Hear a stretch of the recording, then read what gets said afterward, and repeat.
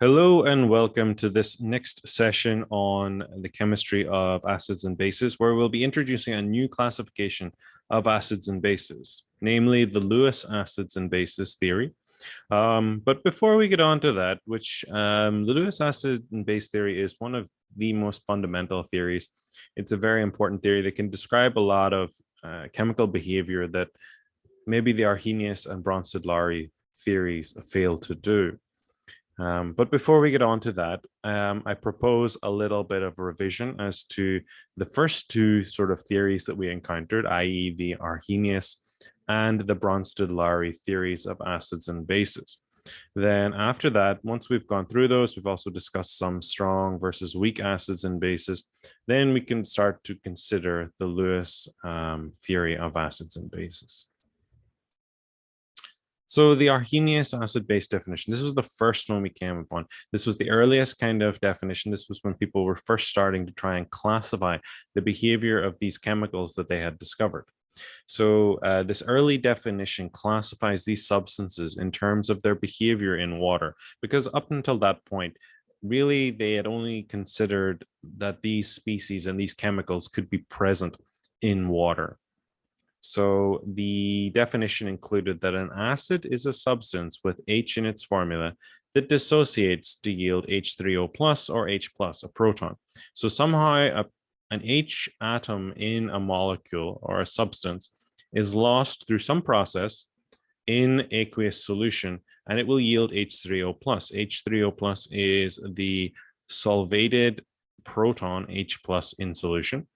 H plus is often called a proton because if we look at it, once it's lost an electron, it has no neutron. So all that remains is a proton in the nucleus. And so that's why it's typically called a proton.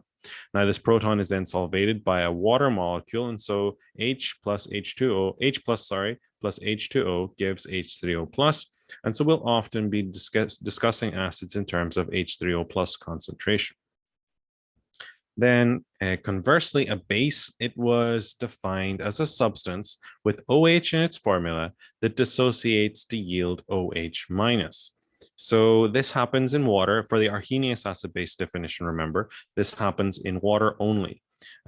So somehow there's an OH there which can dissociate. Now, not all compounds which have OH in their formula can dissociate. Only some can. So things like sodium hydroxide have OH, they are NaOH. They can dissociate to form a basic solution, so one which is not acidic, but rather at the other end of the pH scale. Now, there are some compounds which have OH in their formula. I'm thinking of organic alcohols such as ethanol, methanol. Those are substances which have OH in their formula, but they are not able to dissociate in solution. And so they cannot form bases. And so these acids and bases, actually this formula and this reaction is kind of not just limited to the Arrhenius acid-base definition, but generally whenever we have a proton, an H plus, and a hydroxide, OH minus anion present in solution, they are able to react with each other to form water. So what's happening here is an acid reacts with a base and they undergo neutralization reactions. So H plus OH minus, both in water. That's what this AQ stands for. It stands for aqueous, AQ. So that will then give water, which is usually the solvent. So it just kind of disappears into the solvent somehow. But this neutralization reaction is going to be exothermic, which means that it's going to give out energy and the solution will warm up. So whenever we do these acid-base neutralization reactions, if we're not careful, we can generate a lot of heat and steam can rise up, and that can be kind of dangerous. So a lot of these neutralization reactions have to be done carefully. So what is a strong acid and what is a weak acid? So this can be something that is not always necessarily clear. So generally speaking, a strong acid dissociates completely into ions in water. So what does that mean? Well, typically, as we've understood from the Arrhenius definition, an acid contains a hydrogen atom in its formula, which can be lost. And so it can be lost into solution. So what that means is that this H will be separated from the A. So it dissociates. We call that dissociation. So it disassociates, so dissociates, And then this is going to be with water for our Arrhenius definition, although in other definitions, this water may be different. So this H, or maybe a different solvent, I mean. So this H then joins up with the water and becomes H3O plus, as we talked about before. The plus comes from the fact that this is H plus and this is A minus, and the A minus is left behind. So this is the dissociation that we talked about. No longer is the H and the A together as it is here. It is now separated. And so for a strong acid, this happens completely, which is why we have this arrow here, this pointing from left to right from reactants to products, because a strong acid will completely separate into its ions in water. So a dilute solution of a strong acid contains no HA molecules. You need a very, very concentrated solution, almost totally pure acid, for it to be, for there any HA molecules to still exist. It really, really, really wants to be separated, especially in water. Now, conversely, a weak acid is the opposite of that. It really doesn't want to dissociate. So we only have incomplete or slight dissociation to form ions in water. And so we have an equilibrium arrow now. So this equilibrium arrow should tell you something. It should tell you that we're going to be able to express the degree to which it dissociates using our equilibrium constants. So HA here is still our acid. So H is our proton, which can be lost as an acid, and A is going to be our conjugate base, our A minus. And so this can then react with water to form our hydronium, our H3O plus our A minus. However, the telling factor in weak acids is that the equilibrium lies heavily to the side of the starting materials, the reactants. So what happens here is we have very, very little dissociation, in fact. So in a dilute solution of a weak acid, most HA molecules are going to be undissociated. So Kc, so most are going to be undissociated. We can describe this using our equilibrium constant Kc. And so this has a very small value since the number of dissociated ions is small. So that's going to be much smaller than the amount that is still going to be as HA. So difference between strong and weak acids: strong acids dissociate completely, weak acids do not dissociate very much. So you can see this graphically here. We have the extent of dissociation for strong acids. We have before it is dissolved, HA is 100%. So that's our undissociated strong acid. Then after we dissolve it in water, we can see that the bar, which represents the concentration of HA, is the relative number of moles of HA is completely gone. There are no HA moles remaining. All of the HA has been converted into the separate ions, the H3O plus and the A minus. Remember that the H2O comes from the solution, the water. So this is true for a strong acid where HA plus water gives H3O plus A minus, so the dissociated. There are no HA molecules in solution at relatively low concentrations. So you can see it kind of here where schematically we have this H3O, we have this A minus, and in solution. We also have water molecules, but what we don't have are any HA molecules. For weak acids, it's very much different. We can see that the relative number of moles before dissolution for HA is going to be pretty much the same after dissolution. You can see it's decreased a little bit, but not very much. And so most of the species in solution remain as HA. We can see that over here. There's HA here. We have A minus, we have H3O plus, and so on. So, sorry, we have some H3O plus and some A minus. It is a little bit acidic, but generally speaking, it's not terribly acidic. So the weak acid here is going to be showing an equilibrium relationship where HA plus H2O gives us H3O plus A minus. And so most HA molecules are going to be undissociated.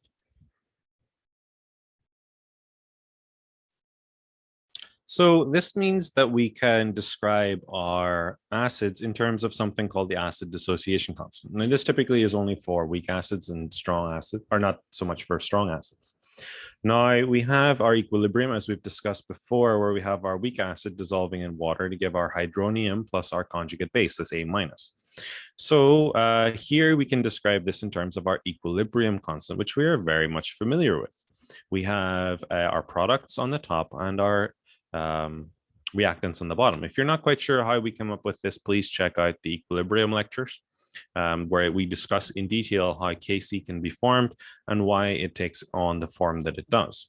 Now, for weak acids and acids in general, we can form a special version of Kc where we form what's called Ka by multiplying through by the concentration of water. Now, we can do this because water is typically going to be in massive excess compared to all of the other reagents. And so it can generally be removed from our expression. And so that simplifies our expression considerably so that we only have the products of the dissociation and the undissociated acid here. So this means that the value of Ka is going to be an indication of acid strength. And why is that so? Well, if we recall back to our equilibrium constants, the larger the value for Kc meant the more that the equilibrium lied to the side of the products. And so if in this case, the products are our hydronium, which is our indicator of acid strength, after all, our pH scales, our indicators of acid strength, is dependent on the concentration of H3O+. The larger the concentration of H3O+ we have, the more acidic the solution is said to be. So that means that our Ka is going to be equal to, whenever it's large, it's going to show a large dissociation, which is going to indicate a stronger acid. So a stronger acid means a higher concentration of H3O+, which means a larger Ka. And a weaker acid, therefore, is a lower dissociation percentage of Ha, and therefore a smaller Ka value. Classifying the relative strengths of acids. So strong acids include hydroholic acids such as HCl, HBr, and HI. So any of the halogenic acids except really HF also includes oxoacids, in which the number of oxygen atoms exceeds the number of ionizable protons by 2 or more. So you can see these are examples of strong oxoacids. So we have nitric acid, we have sulfuric acid, and we have perchloric acid. So you'll notice that the number of oxygens here is always at least 2 more than the number of hydrogens. So here we have 2 more oxygens than hydrogens. Here we have 2 more oxygens than hydrogens. Here we have 3 more oxygens than hydrogens. So these are really the only strong acids that we have, the hydroholic acids and the oxoacids with large numbers of oxygens compared to hydrogens. Weak acids, pretty much everything else. So hydroholic acid, HF, acids in which H is not bonded to an oxygen or to a halogen, such as hydrocyanic acid, this HCN. So you can see that the hydrogen is not bonded to oxygen or halogen, it is bonded to carbon. The oxoacids in which the number of oxygen atoms equals or exceeds the number of ionizable protons by 1. So here we have oxoacids as well, but you can see that the number of oxygens here is the same as the number of hydrogens, and here it only exceeds by 1.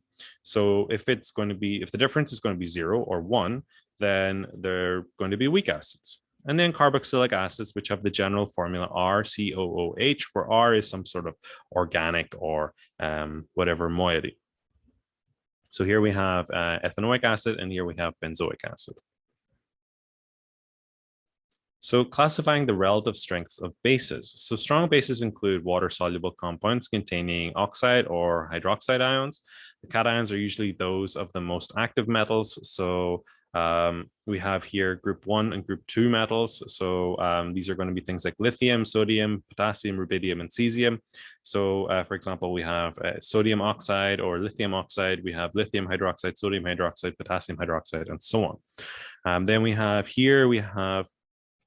the group 2 metals such as calcium, strontium, barium, either as oxides, so calcium oxide, or as hydroxides, so for example, strontium hydroxide. So these are strong bases. These are examples of strong bases. So you're expected to know the difference between weak and strong acids. I mean, it's all here in the classification slides.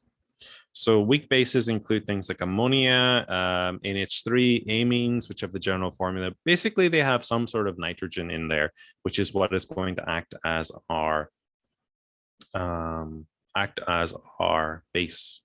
So the common structure has an N atom with a lone electron pair. So generally, the nitrogen has some sort of lone pair. You can see here I've indicated it with these dots. So these are strong bases and weak bases. So generally, strong bases contain these oxides or hydroxide ions. You can see here and here. So the second definition that we encountered was the Bronsted-Lowry acid-base definition. And so this told us that an acid is a proton donor, which is any species that donates a H+ ion. And so a Bronsted-Lowry acid must in fact contain H in its formula. So this is much like the Arrhenius so far. It's just really changing the language in which we're talking about these species. And the major difference, I suppose, is that we're no longer just stuck to aqueous solution. So we're no longer just stuck to water as our solvent. We can use other solvents as well. And a base then is a proton acceptor, any species that accepts an H+ ion. And so therefore a base must contain a lone pair of electrons to bond to H+. And so this is the Bronsted-Lowry definition of a base, which is why ammonia is a base, because it has that lone pair of electrons on its nitrogen. And so this Bronsted-Lowry theory defined an acid-base reaction as a proton transfer process. Why a proton transfer? Well, because we're transferring the H+ ion from the acid to the base. And so this is the transference of the H+ ion. Remember that H+ ions only contain protons, and so they are very commonly referred to simply as being protons, because in their nucleus there is no neutron, they don't have any electrons, so they're simply just a proton. And so that's why we often call it a proton transfer process. So remember, a Bronsted-Lowry acid is a substance that can donate a hydrogen ion. A Bronsted-Lowry base then is a substance that can accept a hydrogen ion. So our HCl plus our ammonia gives us ammonium plus chloride. So we have an acid, we have a base, and then we have a conjugate acid and a conjugate base. So this is the conjugate base of the acid, and this is the conjugate acid of the base. So what does that mean? Well, really what it means is that this will lose a proton to form the base again, and this will gain a proton to form the acid again. So remember that water can act as a base or an acid. That means that it has amphoteric behavior. So we can have this equilibrium here where water can dissociate with itself to give hydronium plus hydroxide ions. So H2O is the conjugate acid of OH minus and the conjugate base of H3O plus. And so H3O plus then is the conjugate acid, OH minus the conjugate base of H2O. And so remember then that this can also be expressed in terms of a special form of the equilibrium constant called Kw.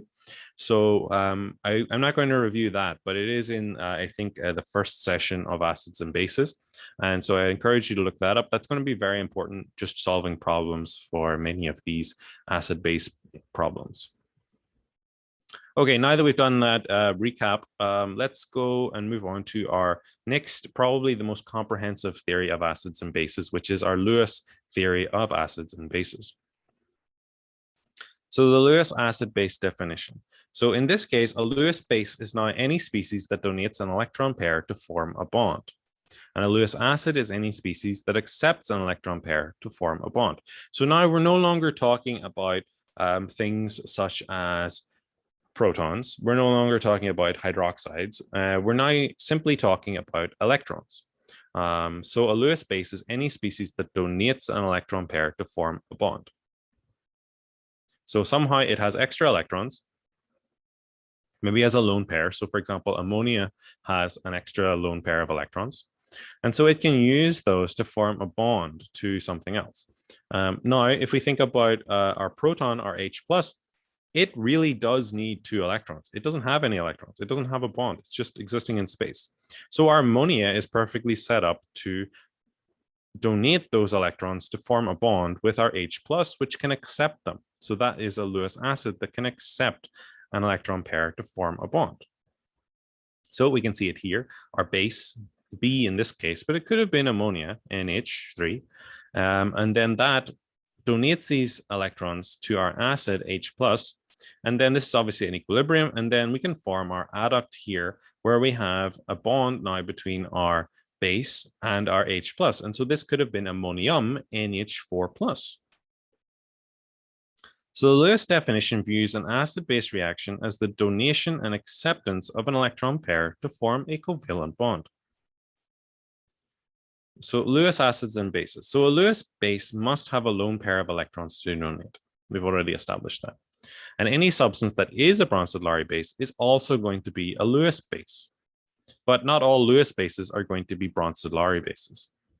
And so a Lewis acid must have a vacant orbital or be able to rearrange its bonds to form one, to accept a lone pair and form a new bond. So generally it needs to have access to some vacancy within its orbitals that will allow it to accept electrons. And so many substances that are not Bronsted-Lowry acids are Lewis acids. That's because under the Bronsted-Lowry theory, we needed to have a proton of some sort. And so the Lewis definition expands the classes of acids and bases quite considerably, in fact. So a Lewis base is any species that donates electrons through coordination to its lone pairs. And a Lewis acid is any species that can accept such electron pairs. So in addition to the reactions previously discussed, the Lewis definition is much broader and includes reactions such as this, which is the silver plus ion plus ammonia, giving this structure here where silver, it has two nitrogen lone pairs donating electrons towards it. And we form this species here, which is called an adduct. So it's formed from an acid and a base to give what is called an adduct. An adduct is the product of a Lewis acid base reaction. Here we have another. This is another very common one. So usually the acid is some sort of positively charged cation. So it could be the proton H+, could be in this case the silver plus. It can also be things like boron, where boron typically has vacant orbitals, which means it can accept electron pairs. So here we have boron trifluoride reacting with ammonia, giving us this adduct here. So we have an acid, which is the boron trifluoride. Remember, an acid is something which can accept lone pairs of electrons. And ammonia, N, obviously has the lone pair of electrons, and so it is our base. And then this is going to be our adduct. So electron deficient molecules as Lewis acids. So boron and aluminium often form electron deficient molecules, and these atoms have an unoccupied p orbital that can accept a pair of electrons. So here we have that's our just sort of like a more of a schematic version of the reaction that we just saw between BF3 and NH3. So this is between boron trifluoride and ammonia.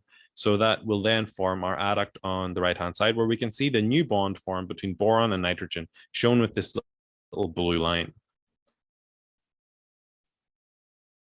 So BF3 accepts an electron pair to form ammonia to form a covalent bond.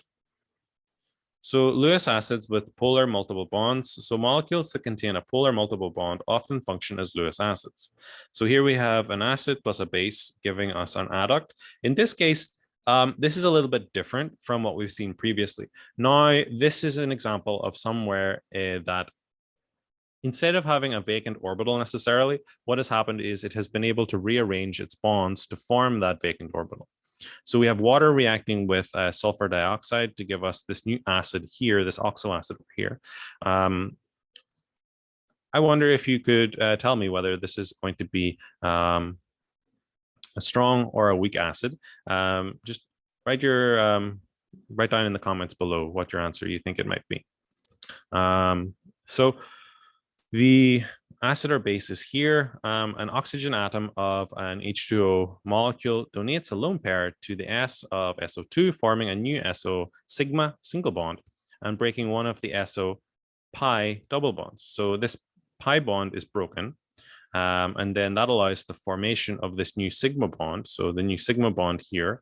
And then we also have a new sigma bond formed between the oxygen, which gained electrons from the breaking of the bond. And so we were able to form this new molecule, this H2SO3. Metal cations we've encountered before can also act as or form acidic solutions. So they can also act as Lewis acids. So how does that happen? Well, usually they have vacant orbitals around them. And so water molecules with their extra lone pairs of electrons on the oxygen atom, they're able to just sort of home in on the central atom, and sort of that metal cation then acts as a Lewis acid when it dissolves in water to form a hydrated ion.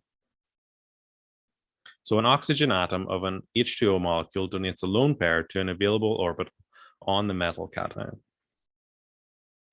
So here we have the Mg2 plus ion as a Lewis acid in chlorophyll. So here we're seeing the same thing. We have surrounding this Mg2 plus, we have a bunch of nitrogens. Remember that nitrogen, whenever it only has 3 bonds, has a lone pair of electrons, which can be donated to this Mg2 plus. So this Mg2 plus ion as a Lewis acid in chlorophyll, it accepts lone pairs of electrons from 4 surrounding nitrogen atoms. So this is an example. There are other examples, such as in hemoglobin. It also that's also a Lewis acid-base complex. But this is one in chlorophyll. So this is one of the reasons why magnesium is so important for plants, because without this, chlorophyll just doesn't work, and you end up with a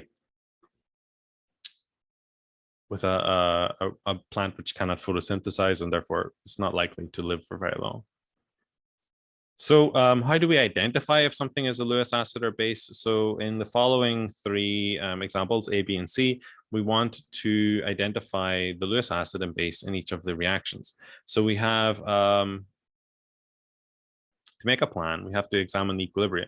We need to find the acceptor of electrons, which is going to be our Lewis acid. We have to find the donator of electrons, which is going to be our Lewis base. So our acceptor of electrons, our Lewis acid, is going to be our H plus, and our donator of electrons is going to be our Lewis base. That's going to be our OH minus. So this H plus plus OH minus is going to be in equilibrium with H2O. So that means that we're going to have this system whereby we need to figure out which one is going to be the acid and which one is going to be the base. So H plus, as I've said many times already, H plus is a proton. It has no electrons, it has no neutrons, and so it just cannot donate electrons. If you don't have something, you cannot donate it. And then OH minus, it has a negative charge, which means it has excess electrons. So in this case, it is going to be the Lewis base. It can donate electrons to form the bond with the H plus proton, which will give us our water. So in this instance, it's going to be the Lewis base is going to be OH minus, and the Lewis acid is going to be H plus. That gives away everything. So in the second one, we have chloride reacting with BCl3, giving us BCl4 minus. So the Cl minus, that's a chloride, that is going to have excess electrons. It's got a full octet. It cannot accept any more electrons because Cl minus means it's got 8 electrons in its valence. It is completely full, cannot accept more electrons. So it's likely to be the Lewis base. And BCl3 contains boron, which we've already established is a common Lewis acid. And so BCl3 is going to be our Lewis acid. Then for the third one, that's going to be K plus 6 H2O, will form this hydrated complex. So we need to figure out which one is going to be the acid and which one is going to be the base. Have a little think about it. I will give you, of course, the answer in a moment, but please pause and think about this one. Maybe you can come up with the answer. Which one's the Lewis acid? Which one's the Lewis base? And then we'll go through the answer.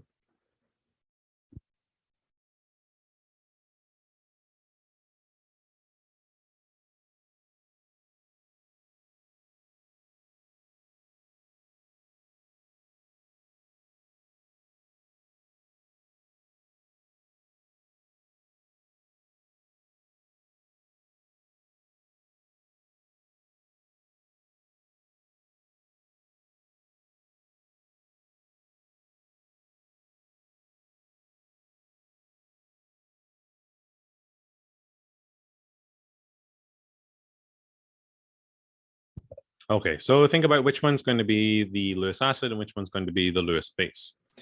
So if we think about this, just maybe we don't know immediately what which one is the Lewis acid, which one is the Lewis base. We just learned about this. Maybe it's still very fresh in our minds. We're still not totally sure of what's a Lewis acid, what's a Lewis base. We know the definitions. The Lewis acid is an acceptor of electrons. A Lewis base is a donator of electrons. So we need to then go through and look at just which one can accept electrons, which one can donate electrons. So our K plus is in group 1. So it has lost an electron, which means that it now has a vacant s orbital. Our water molecules, they have lone pairs of electrons on the oxygen. So it's possible that those lone pairs of electrons could be donated. So the most likely, it doesn't make sense that the K plus could donate electrons to water. It doesn't have those extra electrons. Oxygen does in the water. So it's likely that K plus is going to be our Lewis acid and the water is going to be our Lewis base, just by deduction.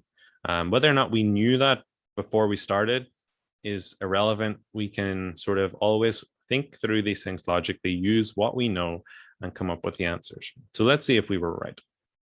So in solution A, we said that H plus was the Lewis acid, so that's correct. And OH minus is the Lewis base. That's also correct.